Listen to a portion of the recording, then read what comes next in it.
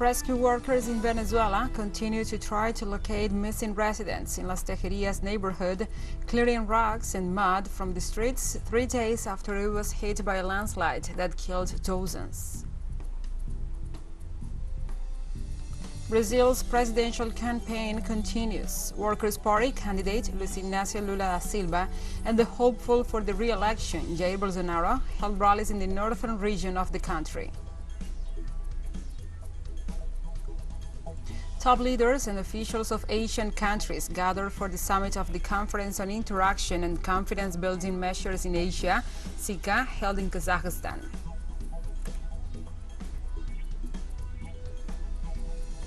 From the headquarters of TeleSUR English in Havana, Cuba, this is From the South. I'm your anchor, Gladys Quesada.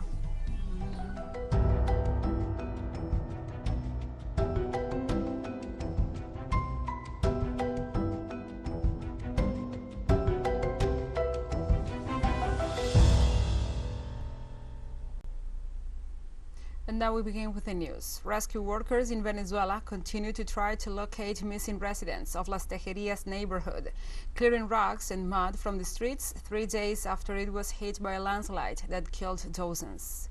Neighbors and rescuers, approximately 3,000 police, soldiers, and other professionals are engaged in the search for possible survivors.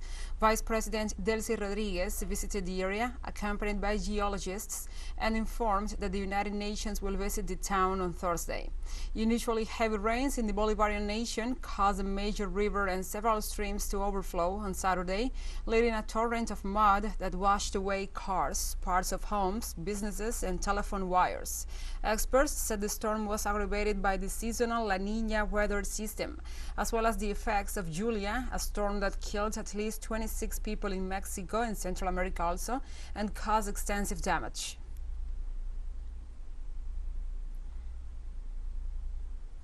In El Salvador, the passage of Hurricane Julia caused severe damage as the overflowing of the Rio Grande swept away houses and crops in several provinces. The Minister of Government, Juan Carlos Videgain, along with other authorities, reported that at least 10 people died during the emergency.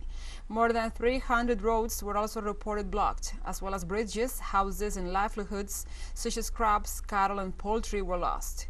Most of the damages are a consequence of the overflowing of the San Miguel River. Civil Protection announced that they are maintaining monitoring services and activities throughout the territory, given that the rains are expected to persist during the next few days.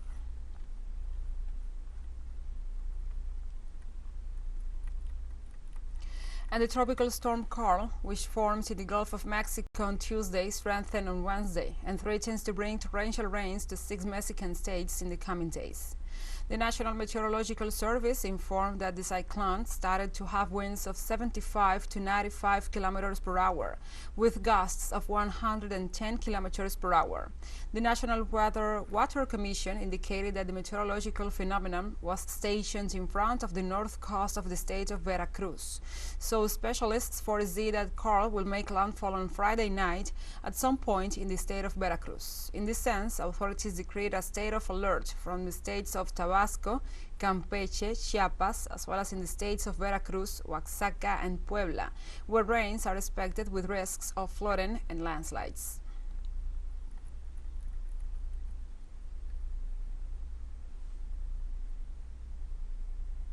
We now move on to other topics. Brazil's presidential campaign continues. On Thursday, the candidate for the Workers' Party, Luis Inácio Lula da Silva, and for the hopeful for re-election, Jair Bolsonaro, go on a trip to the northern of the country, searching for votes. The head of Lula da Silva's campaign command indicated that his standard-bearer continues to carry out several rallies and public acts in capital cities in the states of Sergipe and Alagoas. According to the spokesperson of the Workers' Party, Lula's first tour will take place in the localities of the city of Aracaju and will also be attended by the Senator Rogelio Caraballo. On the other hand, Jair Bolsonaro landed in the state of Pernambuco, where he will participate in a series of campaign events in the religious temples of the capital Recife.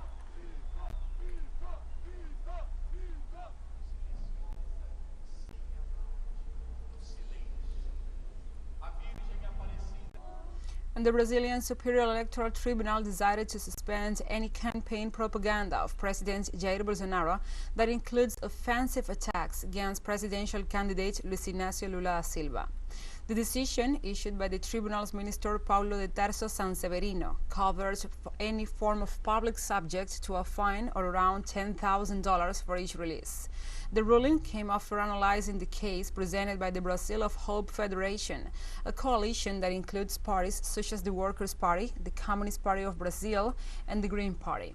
According to the Federation, this irregular propaganda only aims to spread disinformation about Lula da Silva's involvement in alleged acts of corruption. In this regard, the electoral body assured that the expressions were used in an abusive manner and violated the constitutional right of consumption of innocence, which applies to all the citizens.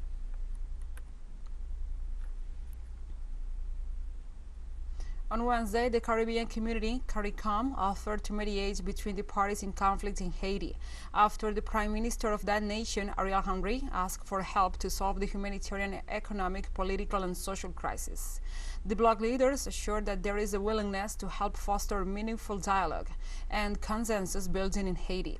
The organization also proposed assistance that includes institutional development, the implementation of free and fair elections when the necessary conditions are met, and the establishment of a framework for long-term social and economic development. In this regard, the bloc made it clear that the initiatives will not be effective until the issue of insecurity that persists in that country is resolved.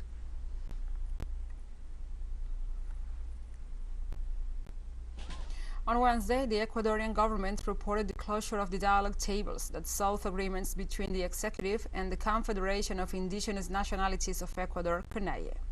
The last day of the dialogue table was scheduled for Friday, October 14th, but the Minister of the Interior, Francisco Jimenez, was quick to celebrate the results of the dialogue on Thursday.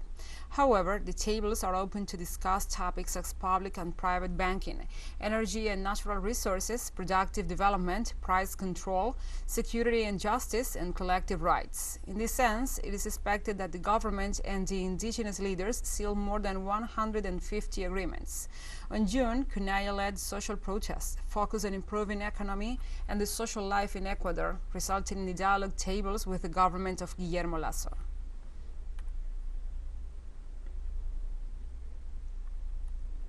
In Peru, the 48-hour strike by the medical sector continues to demand an increase in the budget and better salaries.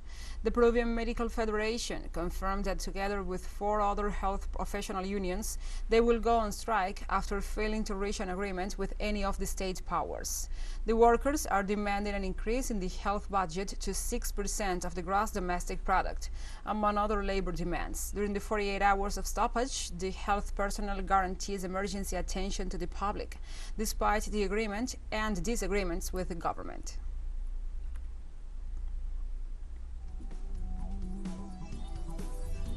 We'll take a short break, but first remember you can follow us on TikTok account at TeleSUR English, in which you will be able to see news in different formats, news updates, and more. Other stories coming up, stay with us.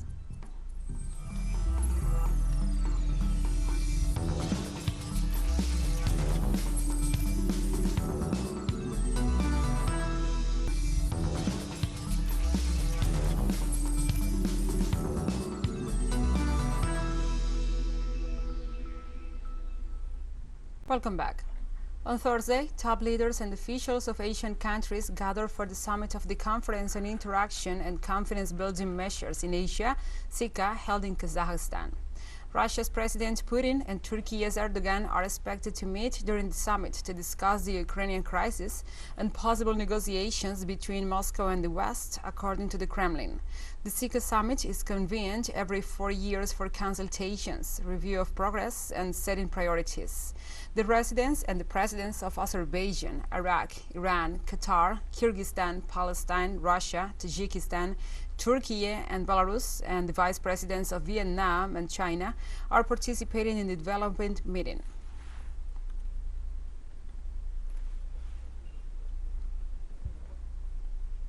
A Addressing the Conference on Interaction and Confidence-Building Measures in Asia, the president of Turkey, Recep Tayyip Erdogan, expressed his country's expectations for a diplomatic solution to the conflict in Ukraine.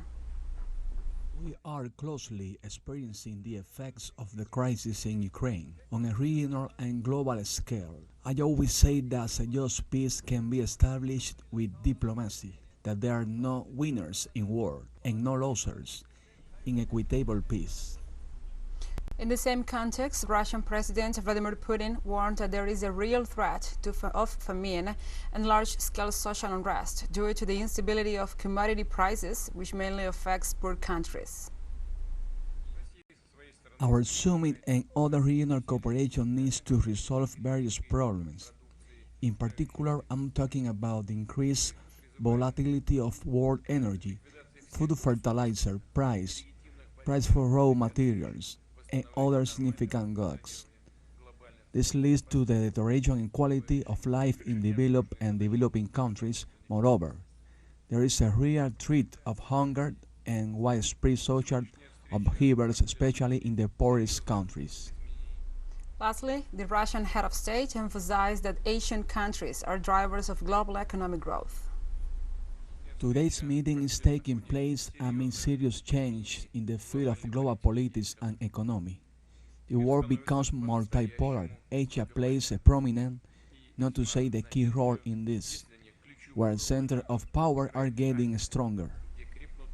During the 6th Conference on Interaction and Confidence-Building Measures in Asia, Iranian President Ebrahim Raisi accused the United States of returning to a policy of destabilization against the Republic, which is gripped by protests. Has invalidated the American military option and, by their own admission, dealt a humiliating defeat to the policy of sanctions and maximum pressure. Now, following the failure of America in militarization and sanctions, Washington and its allies have resorted to the failed policy of destabilization.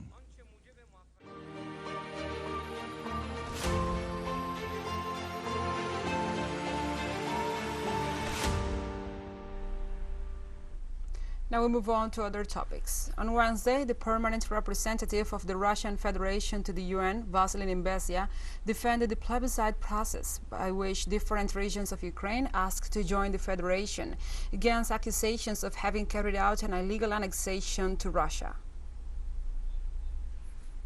28th, the final results of the referendums were tallied, and the vast majority of those who voted, that is 99% of the DPR, 98% in the LPR, and 93% in Zaporizhia, and 87% in the Kherson regions, supported the idea of these regions becoming a part of Russia. Nembesia pointed out that the people decided to join Russia in free elections and denounced that the support of the West for Ukraine was only aimed at harming Moscow. The results of the votes speak for themselves. The population of these regions do not want to return to Ukraine and have made an informed and free choice in favor of our country. The referendums were held in full accordance with the norms and principles of international law. And we have more news coming up after a final short break, so stay with us.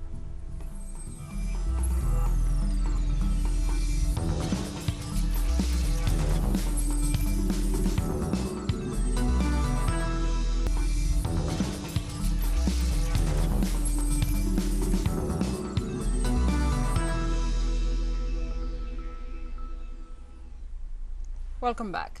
Saudi Arabia rejected as not based on facts the statements made by the United States criticizing the kingdom after the Organization of the Petroleum Exporting Countries' decision last week to cut its oil production target.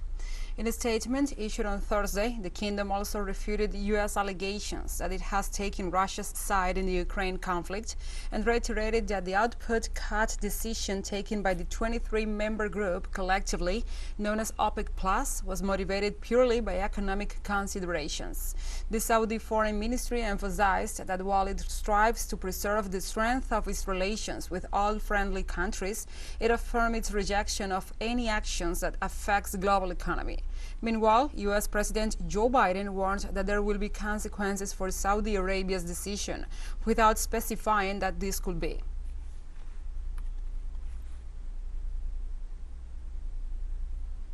In a press briefing on Thursday, Chinese Foreign Ministry spokesperson Mao Ning refuted the United States Treasury Secretary Janet Yellen's recent remarks, saying the U.S. should prevent China from weaponizing trade.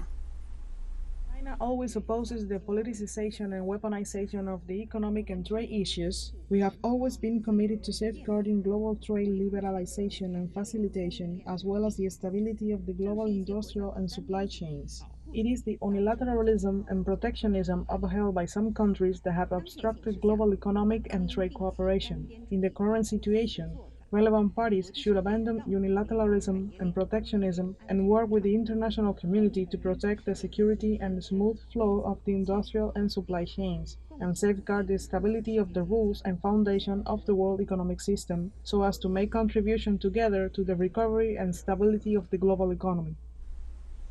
Iraqi authorities confirmed that 9 Katyusha rockets hit Baghdad's Green Zone on Thursday as the nation's parliament held a vote to elect a new president.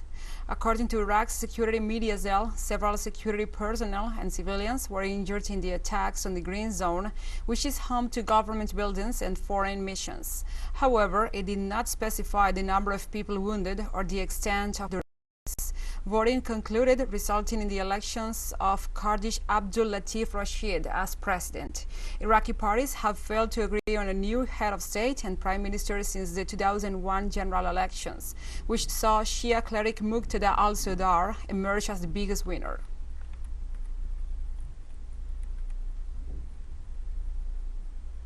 Tunisians are experiencing a severe fuel shortage that came after previous warning from the labor union that the nation's gasoline reserves are only able to last a week. The fuel shortage is causing frustration for many people who agree the crisis is gripping and paralyzing the country. Numerous queues, hundreds of meters long, have been spotted from petrol stations in the capital. Official data show that the North African nation's oil production covers less than 1/3 of its needs. The estimated daily production of petroleum products is 35,000 barrels, whereas the anticipated daily consumption is 90,000 barrels. Authorities attributed the scarcity to poor consumer habits and issues with international distribution. Economic observers maintained that if the state cannot find sufficient liquidity to pay for upcoming loads, the fuel supply deficit could linger for several weeks.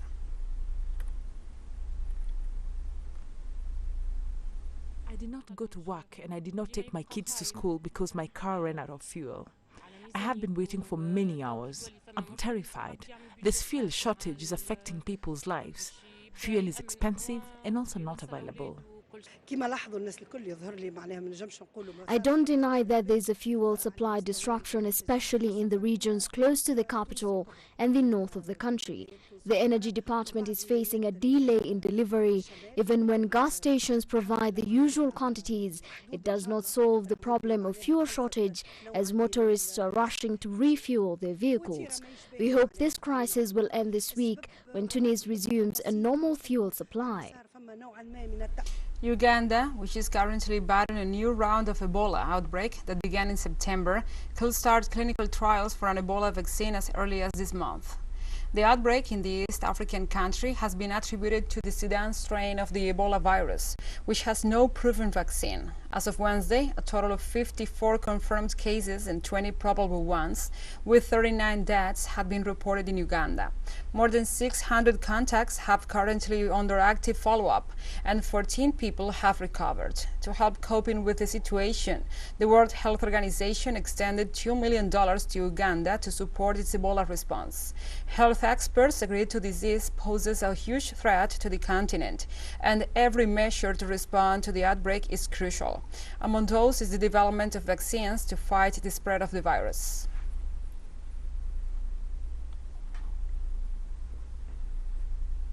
Do not have a vaccine at the moment that can be deployed to stop the outbreak. Research is going on, and what we have now is what we call candidate vaccines that are under clinical trial.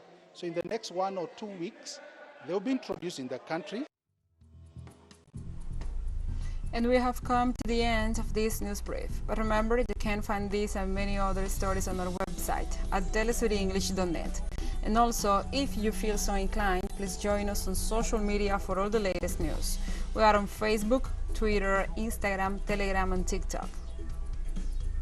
For TeleSUR English, I'm your anchor, Gladys Quesada. Thank you for watching.